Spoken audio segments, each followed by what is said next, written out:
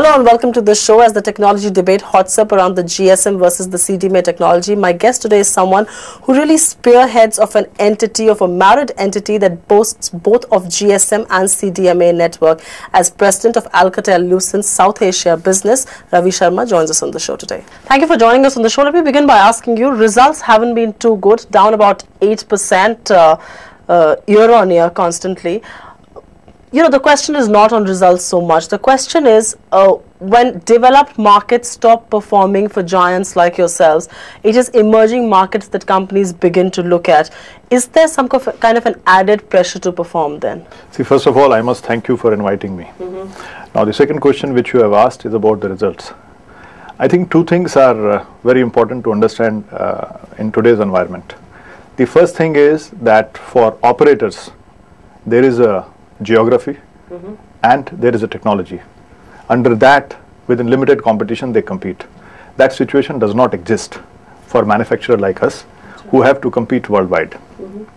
So it might happen that in certain years or certain times, particularly in times like today, when the IT and telecom are merging together, the market in the developed world have to be moved in some different directions. That's right. And that is more moving towards the convergence. And that is why whenever a market shifts from one side to another side, there is a little bit of slowness in terms of taking off. So therefore, sometime you might see that in the developed market, the market is not growing at that speed at which it is growing in the developing market. But my question still remains, because developed markets are not performing at the level or at the expectations at which you would perhaps expect it to perform, there is a lot of pressure on emerging markets like India, which is where growth is really coming from. So my question still remains the same, that does this kind of add on to the pressure that already exists to perform and to achieve those numbers? I think, you know, this pressure, I will be unfair to say that this pressure only lies with developing market. That's right. The pressure always lies on both sides. In developed market, the pressure is how to come out with new technology to capture the new imaginative market. That's right. In developing market, the challenge is how to capture the market space at the most competitive prices. So I think there are two challenges and both sectors have to face that challenge. So both kind of challenges, but I'm going to go back to your results. You know, when this whole marriage happened, Alcatel of France and, you know, the French-US marriage, when it really happened, and then the Nokia-Siemens merger happened, a lot of analyst community thought that because of these two mergers, there will be a lot of room, there will be a bigger pie for each player to share now. And because of this weeded out competition, there'll be less cannibalism, there'll be more room to grow. But that clearly hasn't happened, not just for you, but even for your competition, so to say. So when Ericsson is suffering, a Nokia Siemens is suffering for growth, so are you. Why is it that, you know, you haven't been able to achieve numbers that you would have so desired to? First question is that the marriage of this stature, that means two such big companies getting together, we were the first one. That's right. So to that extent, let's say that we were the first one to do that experiment or to have that conviction of marrying the two giants. Now the second point is, I think if anybody had expected this to be an easy ride, it was not to be so. Because when two companies marry, it is not only a cultural mix between the two companies, but they also have to see that the market reacts or shifts in that way. I must say that the market reaction has been a little bit slower than what we had expected, and the same thing is happening with Nokia Siemens. And I am not surprised seeing the results which are coming for Ericsson, and the reason being that in developing market there is a tremendous pressure on the prices. So this challenge will remain. Now the fact is that when will we get it right, or anybody will get it right? I think it's a matter of time, because when two giants get together, it takes time to put the right thing in front. So there have been organizational changes at our end, and I'm sure. Right, much that you may not want to talk at the global community. The global community is perhaps looking at you because you operate in a market where all telecom operators are looking at. I'm going to take a step back and come back to India. There was a time when Alcatel did GSM and Lucent brought the CDMA technology. The marriage of minds happened, and you really had, you know, the expertise in both technologies now. Talking about operators here in India, a Reliance, a Tata, big CDMA dudes are now looking at GSM as, you know, the next move of technology, are now looking at breaking into the GSM technology. They've applied for spectrum. We do know there's a lot of politics around it. There's a lot of hoo-ha around that bit. But How does it fare for your business, considering your existing clients who are CDMA operators are now willing to do GSM as well? That augurs well for your business, I would believe. I think for us, first of all, we are the only people among the top 3 who provide GSM and CDMA. That's right. For us, it has been good. At the time of merger also, probably we were the only company which had one customer who was asking us to supply CDMA as well as GSM. That's right. And we were the only one who was supplying both. So for us, it did well. Now the second question which you have asked, that if people are thinking of migrating from CDMA to GSM, or maybe not just migrating, but looking at doing both. Yeah, if they are looking at doing both, I think we find that we are in a much better situation compared to anybody else to serve both need of customers. But are these players beginning to talk to you about laying out their GSM networks and things like that? Like you are saying that everybody is waiting for a spectrum. Apart from that, I see that most of these customers are speaking to us. But is that a good sign for one technology from one technology company to move into another technology altogether? Is that a good sign for the industry at large? Because huge investments have gone into CDMA operations of both Reliance and Tata, and if they were to migrate to GSM going forward, does that augur well for CDMA as a technology? Because people kept talking about a march ahead technology and all of that. See, look, I'm a biased party. I have both technologies. So I would say both technologies are better.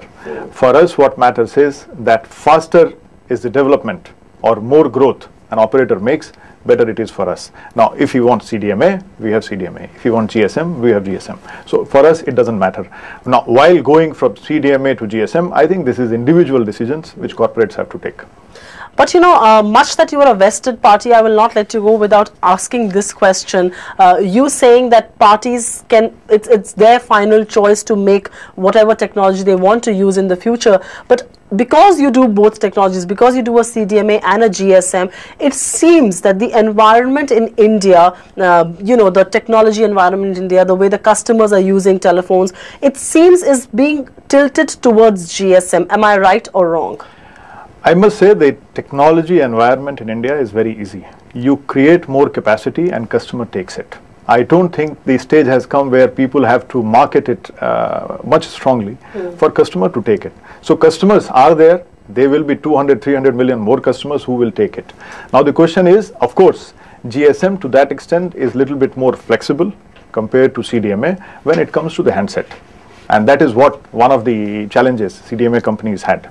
But is it just the handset is why GSM scores over CDMA? Because why would then GSM operators not look at CDMA? Why is it only CDMA operators looking at GSM as a technology? See, the question is that whichever is bigger in particular country, that grows faster. If you look at US, CDMA is much more than GSM. So there it is happening reverse. But if we were to look at Indian situation, I think the flexibility and the price which have been achieved lately by GSM operators, it is one of the cause. However, CDMA operator has done a fantastic job in last couple of let's say few months to catch up that situation. But that advantage of having a free phone, that free choice of choosing phone, still lies with GSM. So really the technology does score over there. No. Let me come back. It is more to do with the handset. And that handset is making it possible for GSM people to allow more choice to customer. But is it not true that the cost of laying a CDMA line is far higher than cost of laying a GSM line? No, it is not true. What are the statistics? It is very difficult for me to give you the prices, but I can tell you. You do both. You can give me the prices more easily than anybody else. The moment you like to purchase it, I'll give you both prices. That's not likely to happen anytime soon, sir. But I'm going to move on and talk about the spectrum. You spoke about the spectrum and you said that, it's just about capacity creation and then subscribers come on board. But spectrum still remains a crucial issue. There is no spectrum on the anvil as we talk. How difficult is it then to operate in a market like India? It's a market which is the fastest growing telecom market in the world.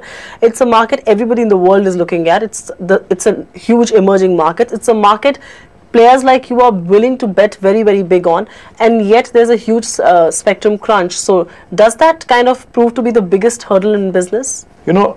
Getting a spectrum is a twofold issue. One is it's a question of expansion for existing operators. Second is an issue for the new operators. So for new operators, it is an issue. But for existing operator, it is more of a question of expansion. Whether Today, it affects any business.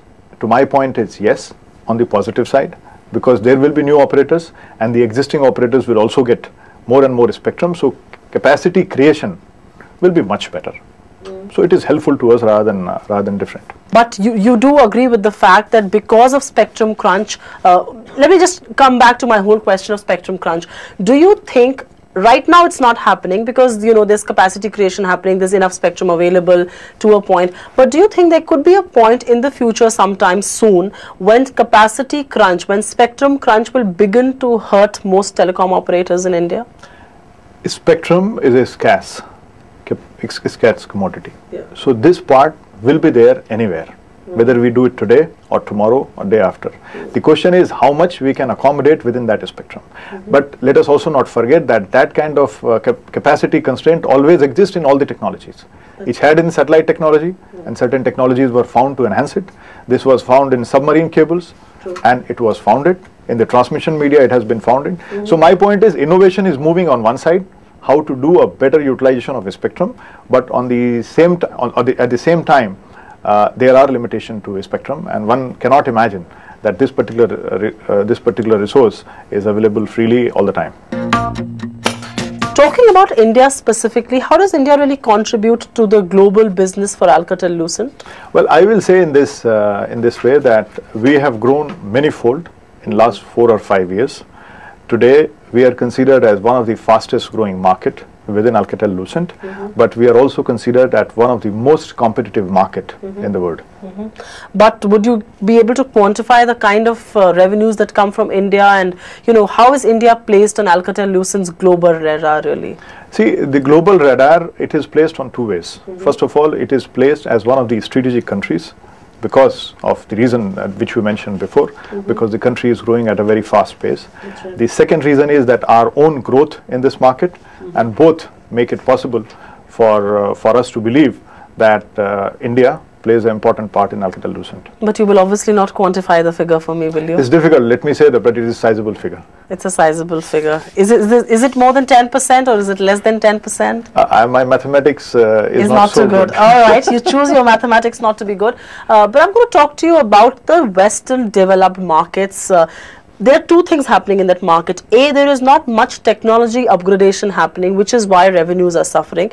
And B, you know, those markets have plateaued out because there's just so much teledensity that can really happen in a market, which is why those markets are not doing well. Anytime soon, the analyst community and even corporates like yourselves do not expect a lot of spending rebound to happen. How are you then looking at generating revenues in India? What is it that you will have to do in India more than what you would have done had the markets globally continued to grow? See, let me define one particular important point to you.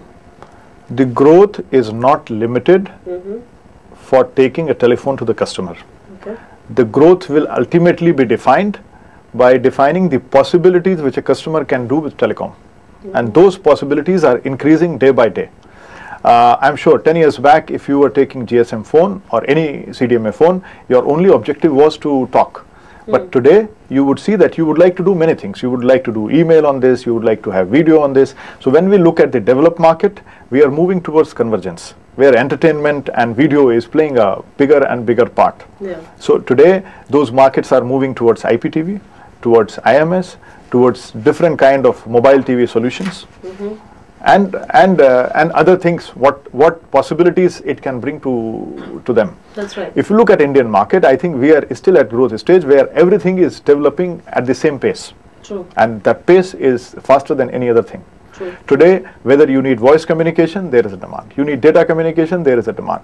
The moment these possibilities start existing in a much better way than it is today for video, there will be a demand. So I think Indian market, or for that matter some other markets which are developing or at a faster pace, cannot be compared with the development which is happening. But ultimately the technology is not limited by the teledensity, it is limited by the application. I'm going to talk about competition at this stage. There's of course competition from global majors like a Nokia, Siemens and Ericsson that we've been talking about, a Motorola for that matter.